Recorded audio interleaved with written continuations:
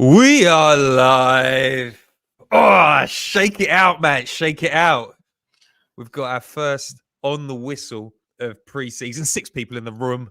There's people watching. Welcome to the show. Matt, how you doing? Where have you been today? What's going on? I feel like this is a pre-season for us. It's been a while since we've done it on the whistle. We're a little bit out of practice. I'm a little bit nervous. Yeah, That's a little bit my heart nervous, a going. little bit disjointed.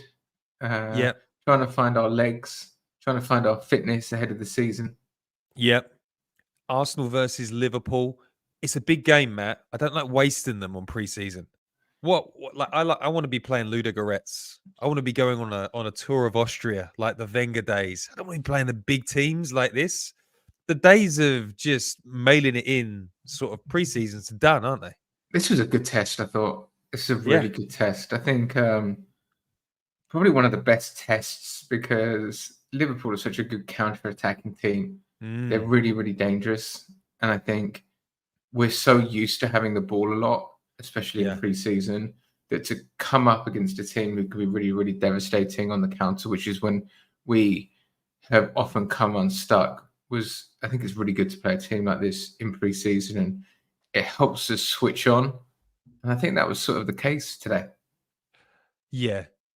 And Mo Salah's fit, like he definitely looked a step ahead of a lot of the players that maybe weren't as fit. So we thought he'd be gone, didn't we?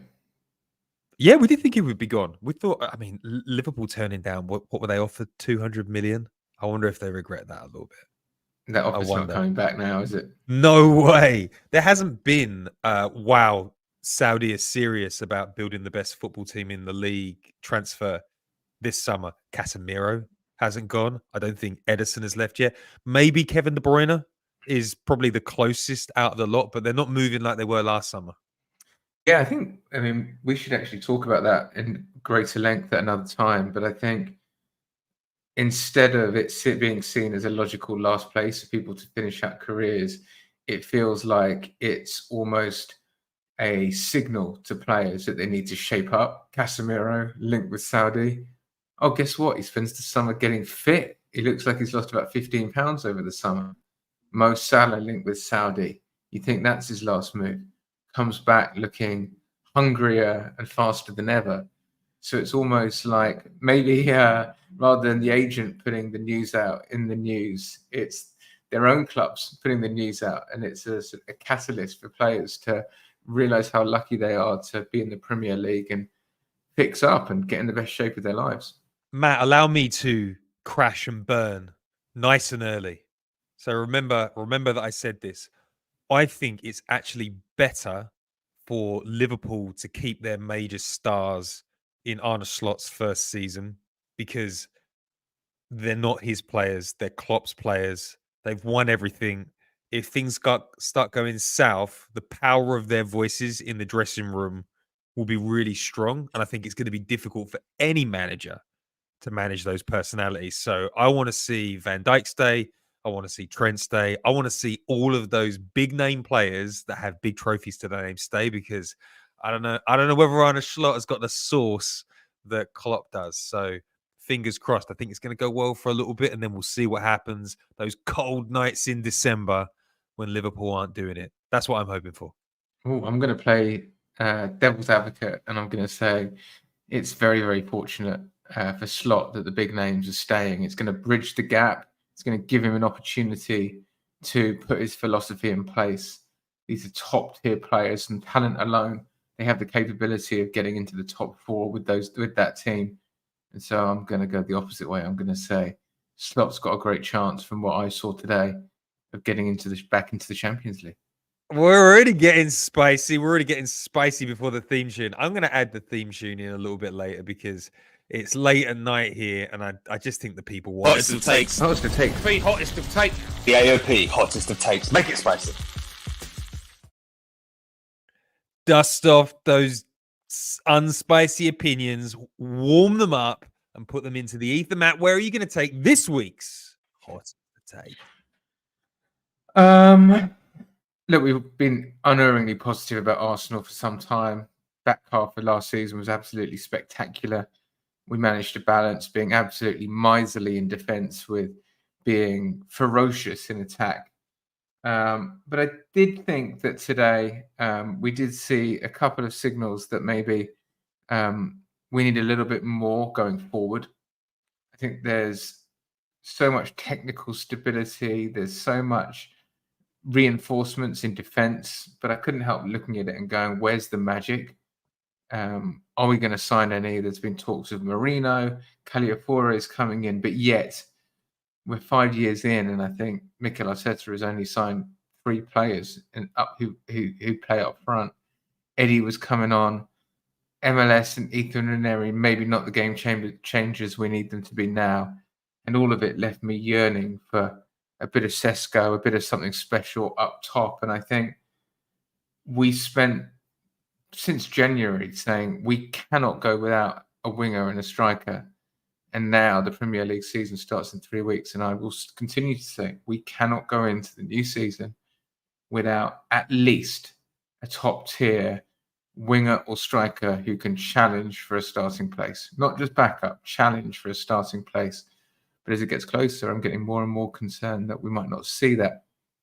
So my hottest of takes is get it done, Mikel. Get it done. There are plenty of players who could improve us from an attacking standpoint that are not merely backups, and we need to start making them happen. Well, I like that. I'm going to start off on a little bit of a negative one as well. I think this start to the season is probably the hardest of Arteta's because the expectations are sky high. The reality of what we've got to do this season is pretty clear. It's perfection from day one. We lost out in the Premier League by 2 points. You can't have a clunky opening start to the season. And I am a little bit concerned that it looks rough out there. It looks rough out there, and we've only got 2 games left of preseason. We haven't got Saka back. We haven't seen Saliba. Calafiori is a great hope, but it's far too early to know what he's all about. And we haven't done a lot of summer business. And we've seen how long it takes players to adapt into this Arsenal team. I'm a little bit less concerned about players like Marino and Calafiori, but I'd still like to see them get a few minutes out there before we have to test run it on the pitch. So I'm getting a little bit frightened that the runway is very short to get into great form for a pretty hard start. Don't you think? I don't think we've got an easy month. I agree. I agree. I think when the system is not fine-tuned, you need players to step up with moments of individual brilliance. And it's why Liverpool and Mo Salah have a good opportunity to have a solid start, because Mo Salah is one of those players who can conjure something out of nothing while the team is struggling to find their rhythm. We talked at last season, especially in the Champions League, about the lack of bang-bang explosiveness, the lack of a player who can come in and conjure something out of nothing, who can be away at the Etihad early in the season, or away at White Hart Lane earlier in the season, and conjure up a winner in the 86th minute out of nothing, having not played very well. We don't have those players. For us to win big games, the system is the winner. So yeah, I'm definitely. I wouldn't say anxious because I can draw a lot of parallels with last year when we lost to Manchester United at the MetLife. Felt like a similar time, and then the next game we beat Barcelona and all was well with the world. And these are basically exactly a year apart. So I certainly don't think it's doom and gloom because we lost a game to Liverpool.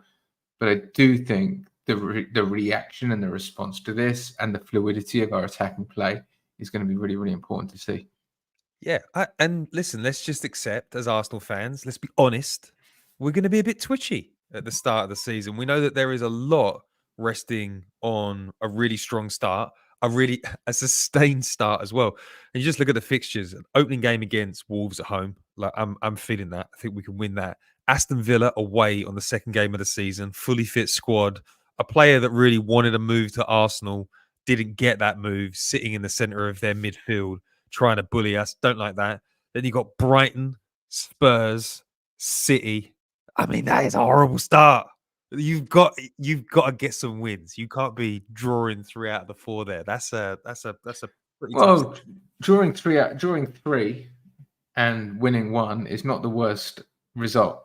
If you draw at Villa, you draw at City, and you draw at Spurs, all away from home, that's not terrible. What you can't do is lose one of them. Man, just can't. I want some big 3-pointers up there early on. I don't want to be seeing Oh, draws. oh, I don't want to be spicy. chasing a tail. I want to be taking some scalps early on. Listen, just want to thank everybody that's listening right now. It's 9 o'clock in the evening Central Time. We've got 665 people in the room. This is the Arsenal Opinion Podcast. We are a podcast, so search it on your phone right now and subscribe. And if you are on YouTube and you haven't clicked subscribe, get on there. 108,000 people is incredible. Okay, all right. Let's. I did have a hot take. You've had a hot take, so should we move on to the first? Let's move on. Let's move on to the first topic of conversation. Let's have a celebratory moment. Matt, I've got to say, when I was looking at the crowd on the West Coast in the SoFi Stadium, it didn't look the best. It didn't look the best. Now, that is an absolutely monstrous stadium that they bid for World Cups, Super Bowls, Copa America competitions. It is a massive stadium to fill for the first game of a preseason tour against a small club like Manchester United. But I was worrying, have Arsenal lost a little bit of dominance in the United States? But the East Coast came out strong. 85,000 was a record for a football game in Philadelphia. So what did you think? Were you happy to see a full crowd out there? Some of our podcast brothers and sisters were in the stadium enjoying it. Me and you couldn't get out there for various reasons, but were you a little bit jealous? I was jealous. Yeah, it looked absolute. That stadium looked stunning. It's really good. For all the chat that we gave a lot of props to the SoFi. We were talking about, what did you call it? The TV sort of ribbon. It's got a name. The Oculus. The Oculus looks sensational. The roof, everything about it. The concourses. But it's just the scale. Those 3 tiers look incredible. The sea of red. And I was really, really impressed by the pictures that I saw. And I sort of like it because it's an American football stadium. It looks like it, but it's sort of great when you put football in it, or soccer, as many of the people listening right now would say. But Soccer. I thought it looked absolutely sensational. I was absolutely gutted that work commitments meant I couldn't be there, but I'm glad everyone else was. Couldn't see an empty seat in there. I actually actually managed to sell my tickets, and there was so much demand for them. And normally, Really? That's good. Yeah, normally you wouldn't expect that, but there was. Fantastic. Yeah, it looked, sometimes American football stadiums don't house soccer in the best way, but that looked like a sort of stadium that you'd like to go in, week out. So and good people to see that. were tailgating. Shout out to all the people from the Brooklyn Invincibles. I've seen pictures coming up, everyone having a good time there, making the trip from New York. But yeah, phenomenal. Tailgating, there should be more tailgating for Arsenal. It's very odd. It's basically show up, turning up with some going to Sainsbury's on the way there, basically, isn't it? Yeah, someone's got to drive though. I mean, like throwing a barbecue, the meats, everyone seems to have a good time. I don't know whether we could do that in England because people would fight. Yeah. Don't you think? Well, people fight here. Do they fight in the tailgates? Oh, yeah. No, I think America, apart from Philadelphia fans who seem to fight all the time, I think American fans are much more tolerant of each other. They just mingle in the stands. Like there were loads of Arsenal fans sitting amongst the Liverpool fans. You couldn't have that in England. We're like animals. It's embarrassing. All right, let's move on to. We're going to start on a tough topic, Matt. We're going to start on a tough topic. Zinchenko. Oh, God. I know. Listen, we're going to go there early on. He didn't have a very good end to the season. And let's be honest, there is the yin and the yang of Zinchenko. And I thought today we saw both sides of it, stepping away from Mo Salah early on, like he had COVID in the early COVID years. And then he got rinsed for the goal. But then from an attacking perspective, he just shows up and he does the business like nobody else can in the side. He had his fingerprints all over the Martinelli goal. He also had his fingerprints over a couple of Martinelli chances out there. Attacking wise, there's no one better. But Up against speed demon wingers, Matt, he's not the best. He's not the best, and it doesn't seem like it's going to get any better. What did you make of the performance, Matt? Can we afford a player like that in the side, or are we being a little bit too harsh? If I'm Edu right now, I'm just doing a deal in the background and getting Zinchenko sold. And the reason for that is not because Zinchenko is a bad player, because I really enjoy watching Zinchenko play. I think he's fantastic. And for me, I think he's a Swiss Army knife. I think he's so technically strong. He's a player who can play, in my opinion, left back, left wing back, left midfield, left 8, and more traditional sort of centre midfield. He can do so many things, but Arteta doesn't want to do any of those things with him. He only wants to play him in one way, which is a left back that can invert into midfield. And the problem with that is it only works when you've got certain personnel in midfield. So when you've got Thomas Partey in midfield and you can't play Zinchenko at left back, it doesn't work because you put those two together and it's kryptonite. So I think you've got to look at it and go, how many chances with Timber back, with Caliafore back, is Zinchenko going to get? He's almost certainly going to get very minimal chances. The pressure is going to be really on him. And so his valuation is only going to go down. Supposing we could get 30 million for him now, how much are we going to be able to get for him at the end of this season? 15? 10? Loan with an obligation to buy? This is absolutely... Do you think a player that's won that many titles will ever be loan with an obligation to buy? Yeah. I feel like he still have suitors. I think he's on big wages. But we have to do it now because the stock is not gone, but it's declining. It's declining because everyone knows from the way he's fossil selected. fuels. He's fossil fuels, mate. Yeah, he's not a Tesla. He's not. No, he's not a Tesla. It's a shame as well. He was such a welcome breath of fresh air when he came into the squad, and it feels like the whole Premier League kind of sussed him a little bit in the back end of the season, and he was just getting exposed all the time. I always wondered to myself why can't he play a little bit further up in midfield? But I guess he doesn't have the physicality, and I don't know how good that would be on his calf muscles. Do you see a sort of like super utility role for him? Like, could you deploy him in a deep block on the left side of midfield? Like, could he be that guy? Is he an unlock like that? Why couldn't he do Martin Odegaard things? Well, I don't think he can do Martin Odegaard things, but I do think that he could likely become our break glass in emergency type player. The type of, I think the Bayern Munich game at home last season was absolutely perfect. We were lacking control, we were lacking bravery.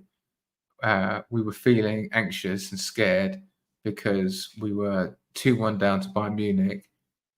He came on and instantly gave us belief, gave us an extra man in midfield and put us on the front foot. I'll never forget that performance against Manchester United at home where we won 3-2. Eddie scored, where from left back, he was on the edge of their box, orchestrating everything, urging us on to get the winner. Always just one ball over the top away from conceding.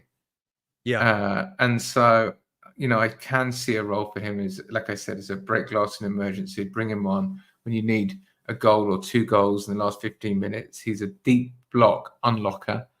But I just don't think you can play 90 minutes with him too often. Yeah, it's a shame. A little bit more height, a little bit more physicality, a little bit more robustness in that calf, in those calf muscles. I think we'd be in good shape. So, yeah, really interesting performance tonight. Like, without him, we're not getting that goal, but with him in the side, we were exposed time and time again. Maybe he's just a player that is good for teams outside the top 6. Let's be honest. Mo Salah punishes a lot of teams, but certainly when you see those two on the team sheet, you've got an idea of, I'm filling out my my betting slip for a Mo Salah goal when I see it all set up. Everyone like knew exactly what was going to happen. 6 minutes in, you're like, oh, here we go. He's backed off 15 yards. This And is that's going to be little a long night. slide rule. It's like the ball over the top from Trent, or the slide rule pass in between the centre half and the defender. Agree. All right, let's talk about something positive, a bit more upbeat. We're nearly at 1,000 people in the room. Welcome, 1,000 people. Martinelli on a mission. I thought Martinelli looked really good. Got in behind Liverpool a few times. Maybe the end product could have been a little bit more positive. But listen, this is game 2 in a row. Does he look like Martinelli of 2 seasons ago, Matt? Have we unleashed a beast in him this summer? You talk about Salah being kryptonite for Zinchenko. Martinelli is kryptonite for Liverpool.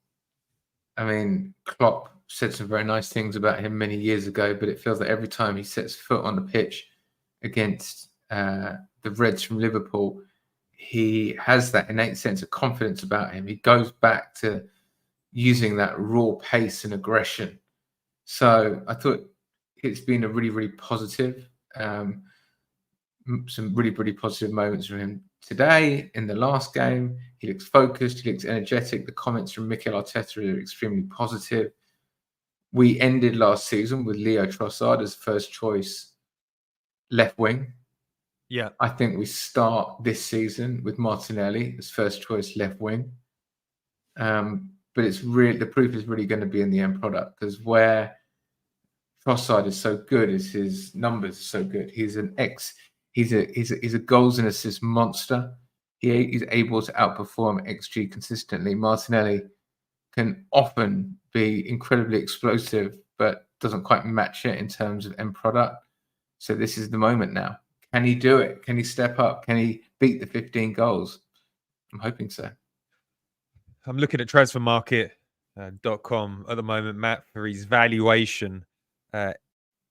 He did hit a peak of 85 million euros, December 19th, 2023.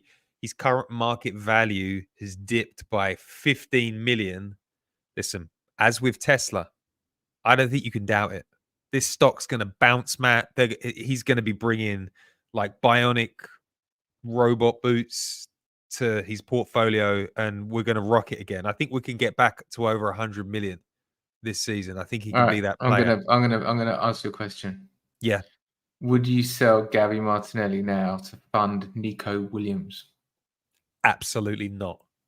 Absolutely not. No chance. No chance. Martinelli is going to have a better career than Nico Williams. Don't even say that guy's name around me. No way. Nico Williams, interestingly, is going to stay at Bilbao for another season. I would assume that is because Barcelona were asked, can you guarantee that this money that you're talking about is not for NFTs and virtual rights to our TV in 2065? So maybe there's an opportunity to go back with him next season. But yeah, I mean, would you sell Martinelli? He's done it in the Premier League, man. Don't you think? Nico Williams got, what, 6 goals last season? Yeah, I think I'll take Nico Williams right now. No way. I know. You're a controversialist today, Matt. I don't like this. I don't like that chat. Listen, if you're gonna be. Did you watch Nico Williams in the Euros? Yeah, I thought. Listen, Martinelli's going to bang this season. I think he's going to have Alexis Sanchez levels to his game. I think he knows. I think he knows if he doesn't have a good season, he's going to get Smith Rowe. He doesn't want to be playing for Fulham. Did you see that sad video of Smith Rowe coming out? He didn't look happy. He didn't look like he wanted to be. They looked like he knew. It looked like he knew this is not where I want to be in my career right now. Do you not think? Yeah. You can't, after playing for Arsenal, you can't be like, I've always admired Fulham, can you? Yeah, doesn't the cottage. There's no place like the cottage to play football. Yeah, so rustic. All right, so you think you'd prefer Nico Williams to Martinelli? I'm saying Martinelli's going to have a Alexis Sanchez season. Let's revisit this next preseason, Matt. I think I'm going to be on the winning side. All right, let's talk about a negative. Thomas Partey. Oh God. Listen, last season, we've seen him wobble his head over the last couple of seasons. He's sort of come in and out of form. I don't think he looked great towards the end of last season, but he was coming back from a long injury layoff. Takes him a while to get back in the mood. Matt, so far this preseason, considering he's been doing absolutely nothing this summer, he certainly hasn't come back looking Gabby Jesus fit, wouldn't you say? Are you a little bit concerned about Thomas Partey being one of our backup sixes, or do we just accept he's a high quality player? Maybe he's in the Ledley King zone where he'll turn it on when he needs to, but not pre-season. I thought he looked sluggish at the end of last season and put it down to just coming back after a lengthy injury, but this feels like a continuation of that form to me. If you said to me, would you be happy if Partey could stay fit? Would you have a problem with him playing every game at 6? I would say yes now. And the issue previously was not how good he was; it was just his inability to stay fit. Suddenly, it switched. It's like, oh, even if he can stay fit, I don't know if he gives us what we need. For me, there was a moment when he came back at the end of last season where I can't even remember the game now, but it was just a runner streaking past him. And you're like, bloody hell, has he got slow or what? Because he always felt like he had some recovery pace. And I think it's the same now. I feel like players are just going past him. It feels like he's lost his pace. He's still got the beautiful touch. He's still got the ability to turn on a sixpence. The way he receives the ball is phenomenal. But yeah, some of that athleticism to me feels like it's gone a bit. But I'm interested. Am I being overly harsh? I don't think so. I thought he had a better second half today. I thought he was a lot of what was good in the second half. I'm just getting shades of Aubameyang when he went from being kind of unplayable and then he just lost that half yard of pace. A little bit of confidence went with it, and he just wasn't the same player. Like an 85% Thomas Partey, I don't think gets us where we need to go next season. That's why I'm quite keen on Mikel Mourinho joining. It seems like he's going to join to replace what we didn't have with Smith Rowe, but I don't know whether that makes sense because what are you replacing with Smith Rowe? 3 appearances. So is he coming in to be a 6? Is he coming in because he can play as a 6 and an 8 and he'll be more reliable than Thomas Partey? I'm not really sure. But I am concerned about Partey's form. And the worst thing is that we're going to spend a whole bunch of time waiting for him to get back into form. He's not going to get back into form, then he's going to get injured. And it's going to be exactly the same as it was last season. I don't think there's any chance that he gives us a full season of fitness. Honestly, I'm looking at it, and the bar is so low that you're like, if you could stay fit for that tough start, that might be all we need. Like first 8 games. Yeah, but there's no way Declan Rice is going to be crying about starting. That guy's made out of strong stuff, don't you think? There is, but Declan Rice will be starting as a 6. There is, but I think those games, I don't know, because I think that Villa away, Brighton away, is it Brighton away or Brighton at home? But Villa away, City away, Spurs away, they all to me sound like Partey and Rice together, both playing. It's a double pivot. It's a 6 and an 8, whether it's Jorginho and Rice or Partey and Rice. I don't think you're playing and attacking at 8 in those games. So here's the question, and we can probably delve into this a little bit with Jacob tomorrow because I know that he likes to talk about Kai's position moving forward. But Kai Havertz and Jesus both started today. Jesus started as a 9. Kai scored a goal that you would expect of a 9. Really, really ugly goal. Lovely little bit of footwork from Martin Odegaard to free him and a bit of a scuffed shot. But Kai is on the score sheet again. Jesus was not. But Kai is back to playing in the role that he played last season, Matt, at the start. The role that he was bought for. Are we starting to have a bit of faith that maybe Mikel Arteta is not done with this Gabby Jesus story? Or is this just... I was texting some people today and I thought, if you think that Mikel Arteta has given up on Kai as a left 8, then you don't understand Mikel Arteta. Not going to let that one die, is he? Mikel Arteta, when they really, really want to understand stubbornness, they will find Mikel in thousands of years' time. They will just find Mikel Arteta's body and dissect his brain, because the man is the definition of stubborn. He is not giving up on this. And I think what people forget is it's the non-traditional left 8 role. It's basically at home. The left 8 is just, it's a 4-4-2, or he's basically playing little and large, knock it down, get it in there. But for it to work, Gabby Jesus has also got to be the Gabby Jesus in the Champions League who came on and created something out of nothing against Bayern Munich, or the Gabby Jesus who looked very, very lively against Manchester United last week, and not the Gabby Jesus today who looked far more like the Gabby Jesus of last season. He's got to be an absolute menace to keep Kai at left 8 because he's got to be doing something extraordinary at 9. And I haven't given up hope. I'm still hopeful. We heard some great, exciting news from inside the camp. People said Gabby Jesus has been absolutely on fire, but he's going to need to be right now. I like the idea of Kai at left 8 and Gabby Jesus starting if they're playing at the peak of their powers. It's just can they do that? I don't mean to be negative today. I guess it's just you are negative today. The defeat. Right. What do you think? We got Thursday therapy tomorrow. Don't you worry about that. No, I agree with you. I want to see Jesus have a great season and stay fit. It's just frustrating when you get a player of his talent and the thing that's holding him back is not his ability. It's he lacks confidence because he's always injured. And hopefully this is a breakout season for him. But like, as we said on the last podcast, I just worry the way that this season will track is by December, it will likely be Kai as the number 9 because Jesus isn't about because we played him 8 games in a row. It's just the way it is. It's just the way it is. Yeah, I think it's when you look at 9s, the dangerous ones are the ones where you almost know what they're going to do. You just can't stop it. Thierry Henry hanging on that left side and then would just come in and curl that finish. Haaland just hanging on the shoulder of the last defender, waiting for the slotted ball through. Yeah. Gabby Jesus, I'm like, what is your thing?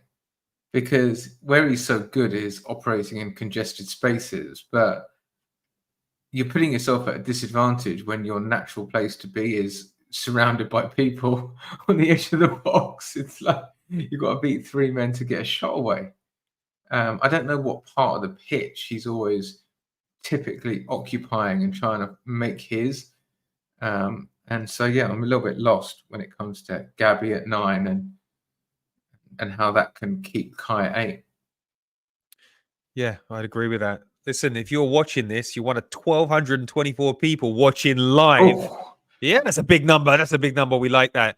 You're watching the Arsenal Opinion podcast. Search it on your phone right now. You can search it on YouTube and you can subscribe. You can search it on patreon.com if you want to pay a little bit of money to join a little club that we've got.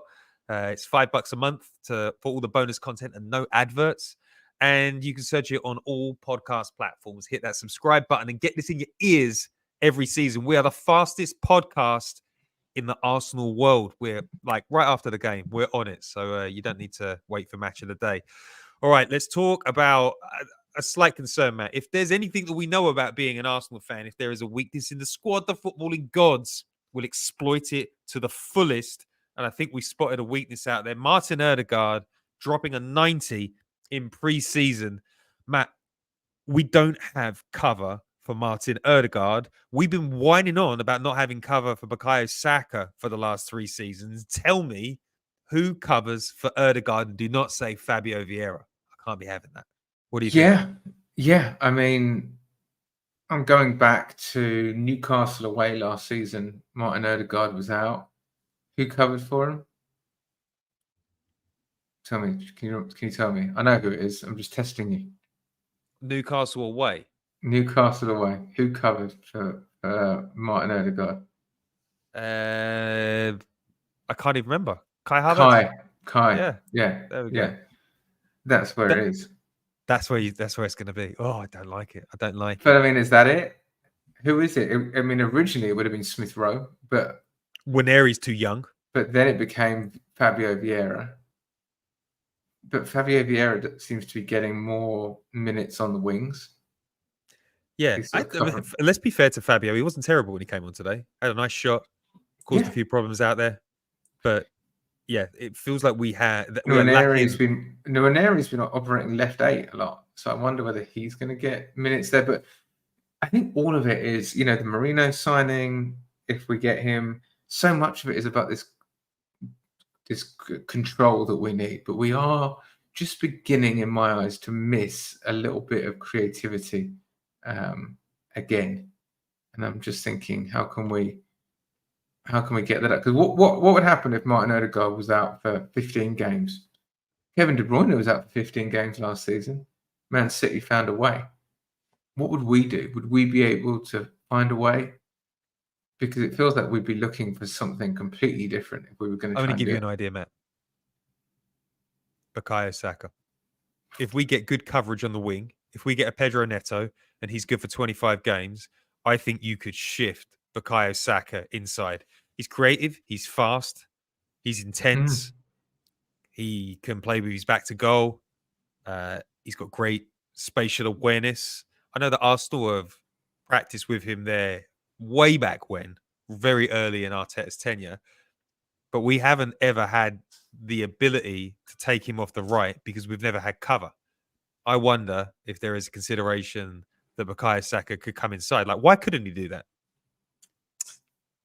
You've liked that one for a while. You and Jacob, I think, have banged that drum. I can't see it. I think Bukayo Saka is on his way to becoming world class, if he's not already world class right winger. I think for me, he's just slightly below that Mo Salah level in terms of output. But I think he's on his way there. This could be the season that he gets there. I don't know why you would interrupt that progress by getting him to completely learn a new position.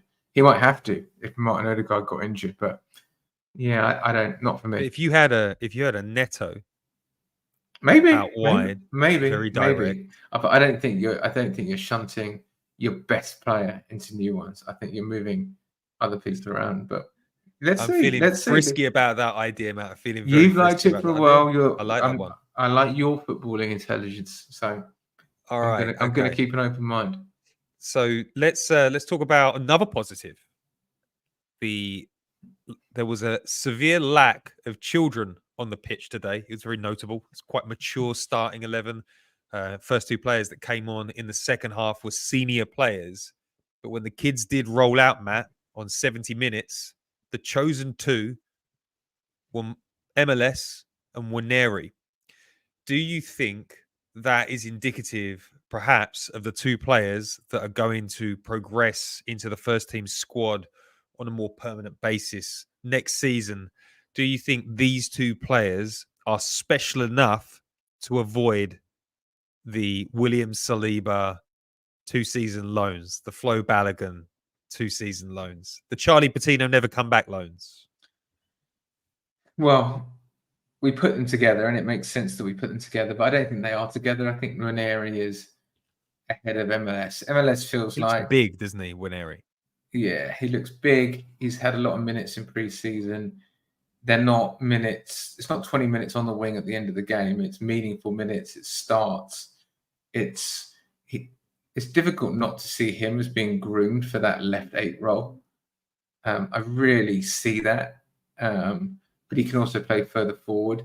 He is someone, I mean, he's more left-sided than Odegaard, but he could be someone who could potentially fill in for Odegaard. Not now, but in 2 years. In 2 years, could he? So I think he's right up there. MLS feels more like a player who he feels like more of a Nelson Eddy quality type player. It's like someone who could certainly score goals and do things at Arsenal, but not necessarily one of the star players. But it's still very early.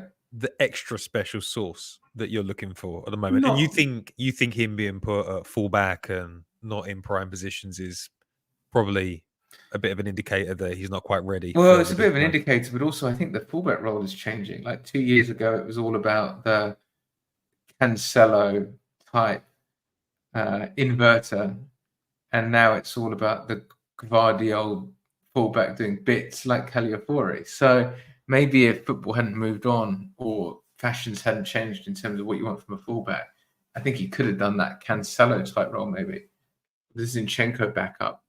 But I think as it's changing and we're looking for more solidity, I'm not sure he's scary as the answer at fullback. Brutality, Matt. Brutality. All right. Well, That's what you get when you lose the preseason game. What do you? That's it. You what do you don't want get. from You me? do not get Matt in the best mood. That's You it. don't. Don't argue it. Don't I'm argue it. not. Just roll I'm with it. not. I'm not worried, but I can't sit here and go everything's rosy. We do one podcast with Arsenal, and you've got to prove that you're not a shill for Arsenal anymore. I see you, Matt. I see you. Just proving out your mettle. Gilberto Silva, he meant nothing. He meant nothing to me. Matt, let's do a final topic. Arsenal's defending has been quite loose in preseason so far. Who I thought was really loose in the first half? Ben White. Ben White, yeah, he looked like he needed a head wobble out there. Yeah, never seen him loose like that. Yeah, Ben White was not at his best, but nor was anyone really. No. Do you think the pitch wasn't great? The pitch wasn't great, but do you think there needs to be some forgiveness in the system? You don't have David Raya, you don't have William Saliba. Nothing feels particularly good at the moment. And I do wonder as well, Matt, Zinchenko probably knows what's going on at the moment. He's not stupid. He's just changed agent. We have to remember. Like, there's probably an awareness that all is not well. This is a top-class player. He's probably aware. So I wonder whether some of the performance can be put down to that. But I'm always concerned when Arteta teams drop in uncharacteristic mistakes. They looked a little bit flustered, especially early on from Liverpool's press. These are brave players that beat the press all the time. They didn't really handle it that well. I'd imagine it was quite hot in Philadelphia. I'm making lots of excuses before I'm going to get anywhere near it. I agree with all of that, but I'm going to end on a positive and go, maybe this has just happened at exactly the right time. You know, played a good opponent. Clear that we're not just... Because against Man United, I just thought we were so much better that you could just tell the golfing class. Today against Liverpool, I think you could see they're a good team, and you know, we showed up at 70-80% and we got beat. And I think that might be a good little warning for the players that you're a good team. When we're all together and we're at 100%, we'll win games. But if we're at 70-80%, we'll lose games. So nice little reminder into the system that we should not take anything for granted, because when you win 17 or 18 of your last 20 Premier League games of the season, you might begin to think that everyone's going to roll over for you. Not the case. Not the case, indeed, Matt. All right, well, that takes us to the end of our podcast. If you're watching this on Twitter, thank you for watching it. Remember, it's the Arsenal Opinion Podcast. Search it, put it on your phone, search us on YouTube, wherever you want. There's a way of signing up for the AOP. We go regular 5 times a week. Usually 1 or 2 bonus pieces of content if you want to pay for that. It's good times, and we're going to have a great season together. And also, if you're listening to this on a podcast after the whistle, give us a little 5-star review. That really helps us. If you want some premium writing as well, a lot of people, they can't listen to the podcast on the train. They want to read the writing that I put out. Generally, before I go to bed at night, I write down 1,000 words about Arsenal every single day. You can get that at legrove.co.uk. This is an Arsenal media platform out here. We're trying to take over a very small part of the world. Matt, did you have a good time there? You're going to come back tomorrow for Thursday therapy? Yeah. Let's get on it. Let's put this behind us. But you know what? My wife was like, "What? Arsenal's back already? What about the Olympics? How are they? They're starting Arsenal when the Olympics is on." It's like, oh yeah, we're back. We're back. And obviously American women married to English men particularly hate preseason because they're like, why is it on in the evening? What's the football on in the evening? Why are Arsenal here? And you're like, it's all right. So it'll be 6 a.m. The 6 a.m.s are coming very soon. Shouldn't say wives, I should say partners, because there are a lot of women with men who don't want to watch it as well. So just keeping everything okay there. Please don't complain or write nasty things about us in the comments. And on that note, we're going to say goodbye. Matt, I've got a credits thing to run. So everybody will say ciao for now, and you can look at this little credits. If you're on YouTube, it's spectacular. Oh no, wrong one. Ciao for now. Ciao for now.